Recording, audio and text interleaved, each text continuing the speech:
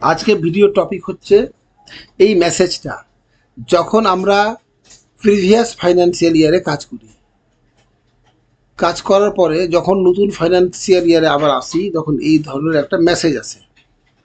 আমি উদাহরণস্বরূপ দেখাচ্ছি।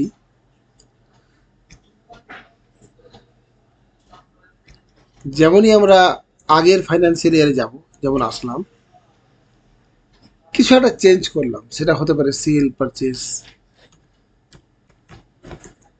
বা আর কিছু।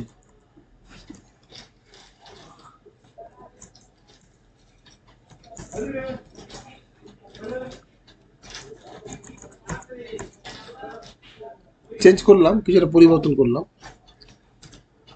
31/3/2025-এ, মানে 24-25-এর ফাইন্যান্সিয়াল ইয়ারে। এবার যেমনই নতুন ফাইন্যান্সিয়াল ইয়ারে যাব তখন কিন্তু এই টাইপের একটা মেসেজ আসে। এই মেসেজটা আসার কারণ হচ্ছে যে আপনি যেটা চেঞ্জেস করেছেন, স্টকটা যে কমে গেল বা অ্যামাউন্টটা যে বেড়ে গেল, তার ডিফারেন্সটা নতুন ফাইন্যান্সিয়াল ইয়ারে আসে না নর্মালি নো করলে, এটা আনার জন্য এখানে আমরা এস করব যদি আনার প্রয়োজন থাকে, না থাকলে নো করব বা নেভার করব। এই টাইপের মেসেজ আসবে। যেটা যেটা চেঞ্জেসের দরকার, যেটা যেটা আনতে চাই, এন্টার করে যাব। লাস্ট অব্দি যেতে যেতে যেতে যেতে এই জায়গাটা লক্ষ্য করবেন, যেমনই এন্টার করব, আবার এন্টার করব, নিচে নো এবং এস খুলেছে এবং লিখেছে start carrying from last year. এখানে এস করব।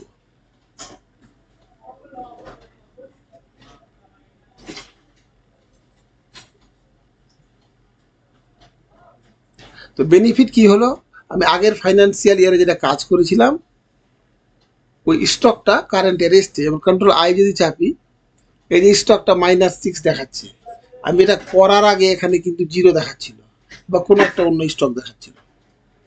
তো অনেক সময় কি হয়, তো ওই মেসেজটা আসার পরেও আমরা স্কিপ করে বেরিয়ে যাই।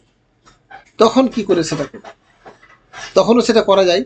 স্টার্টে এখানে সার্চ বলে একটা অপশন আছে, দেখতে পাচ্ছেন সার্চ, এই যে কাজটা লক্ষ্য করুন। এখানে ক্যারি লিখব, CARRY।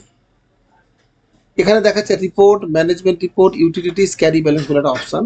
আমি রিপোর্ট ম্যানেজমেন্ট রিপোর্টের মাধ্যমেও যেতে পারি। আমি এখানে ডাবল ক্লিক করেও যেতে পারি। আমি এখানে ডাবল ক্লিক করলাম, খুলে গেল। ইয়েস করব। সেম একই জিনিস যেটা আমরা করলাম এভাবেও করা যেতে পারে।